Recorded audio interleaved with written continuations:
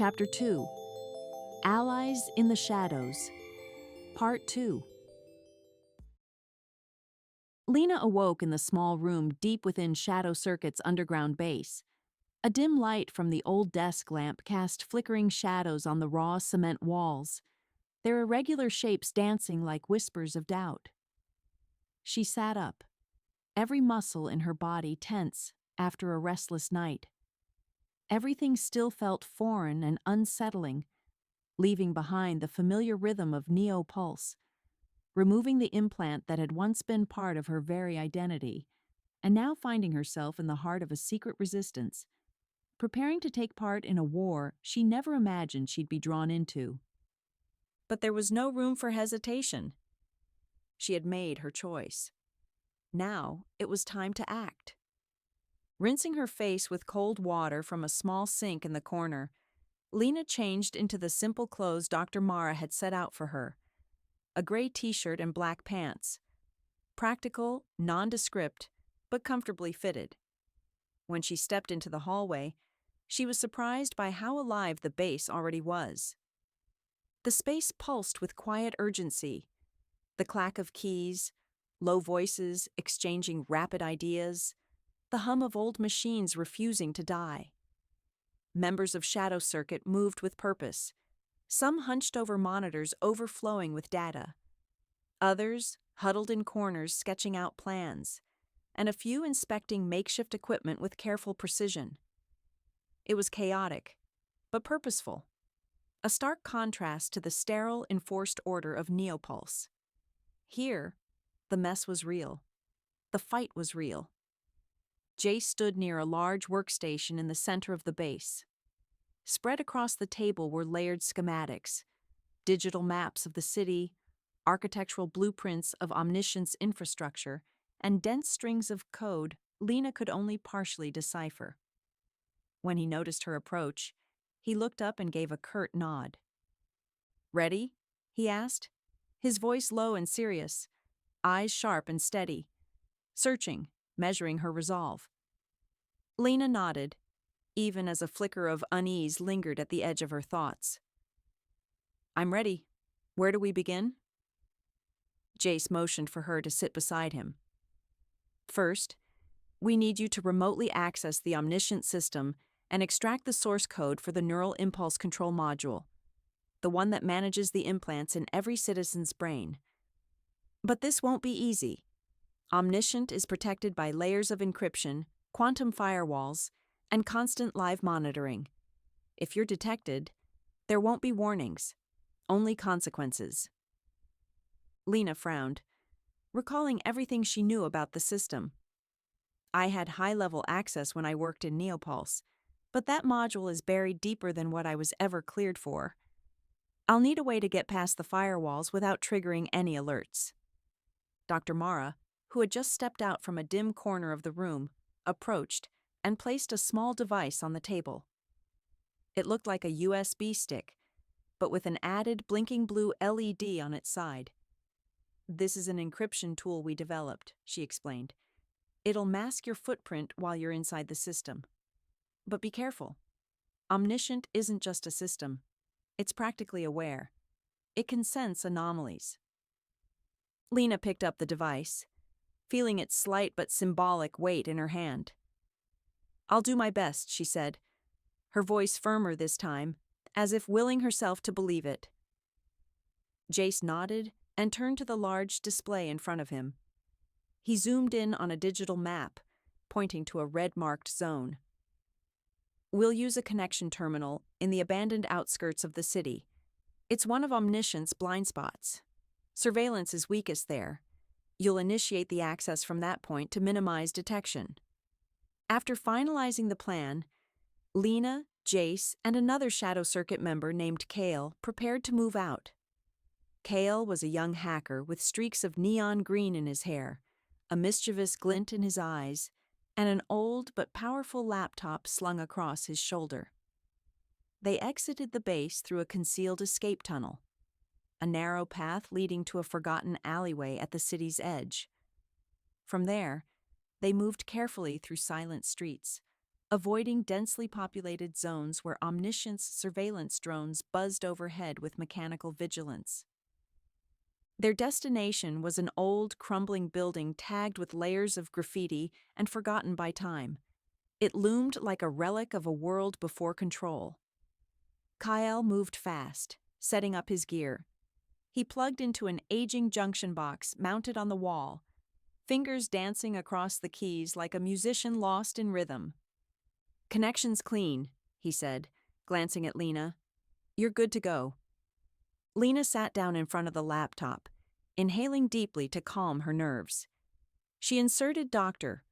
Mara's encryption device into the USB port and began logging into Omniscient's internal system. The screen flickered, and after a few seconds, the familiar interface appeared, sleek, sterile, and menacing in its perfection. But it didn't feel familiar anymore. Now every keystroke could betray her. Every click might lead to discovery. She entered her personal access code, swiftly bypassing the initial security layers thanks to her years of experience at NeoPulse. But as soon as she attempted to reach the neural control module, a bright red warning flashed across the screen. "Access denied. Higher level credentials required." Lena bit her lip, turning toward Jace. "I need a way around this barrier. I might be able to spoof a higher level admin credential." Kyle smirked, eyes lighting up with anticipation. "That's my cue. I've been saving a few tricks for this exact moment." Sliding in beside her, he began typing a string of commands at lightning speed. A new window appeared on the screen, displaying rapidly shifting encryption layers and a wall of cascading code. For a few tense minutes, the only sound was the soft clatter of keys and the low hum of electronics. Then Kyle leaned back. "All right, you've got a 10-minute window before the system notices the anomaly. Go."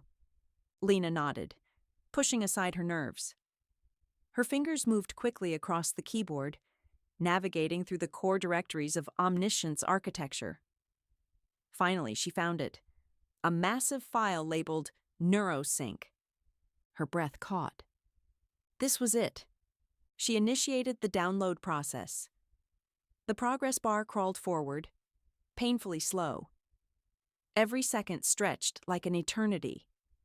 Suddenly, a flashing alert popped up on screen. Anomalous activity detected.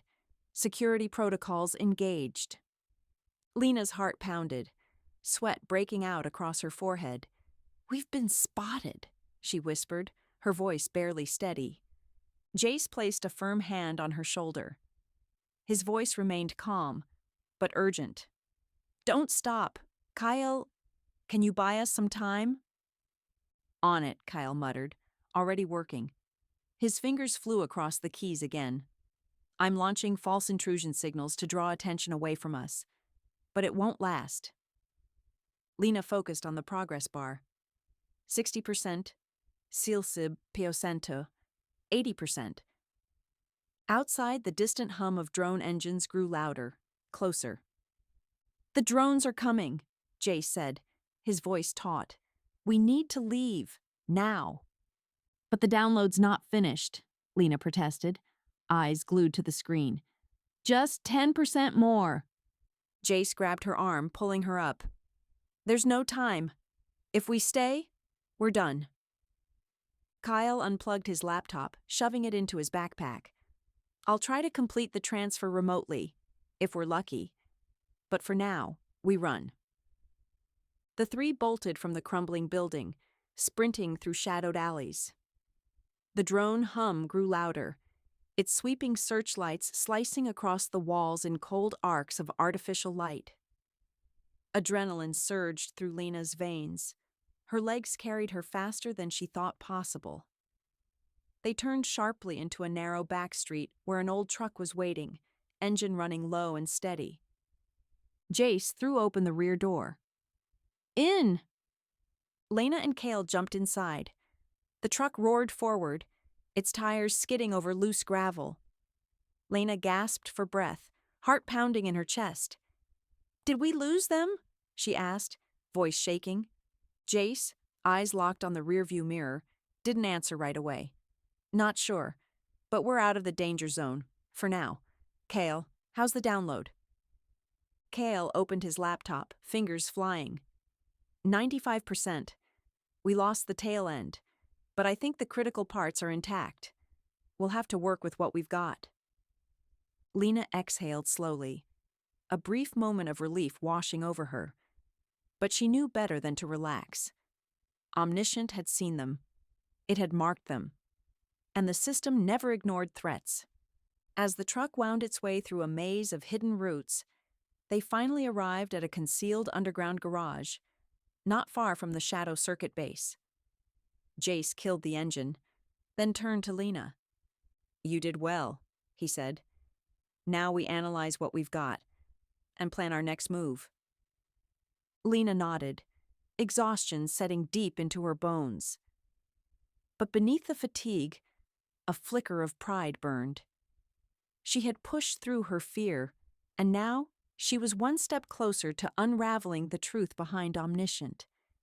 Yet she knew this was only the beginning. The real battle hadn't even started. When they entered the base, Dr. Mara was already waiting. "You did it," she said, her voice firm with encouragement. "Get some rest. We'll begin analyzing the data soon." Lena collapsed into a chair and closed her eyes, trying to breathe, to settle the chaos inside her head. But the questions wouldn't stop. What would Omniscient do now that they'd broken in? Could they really shut the system down? And most of all, did she have what it took to keep going?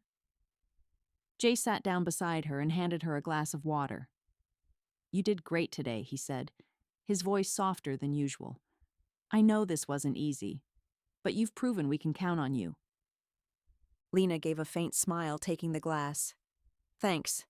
I just hope all of this actually works." Jace nodded, his gaze distant. "It has to. We don't have a choice." And in that quiet conviction, Lena felt the faintest flicker of hope spark inside her. The road ahead would be brutal, but she wasn't walking it alone. She had the Shadow Circuit. She had Jace. And above all, she had a purpose now, clear, unshakable: to free humanity from the grip of Omniscient.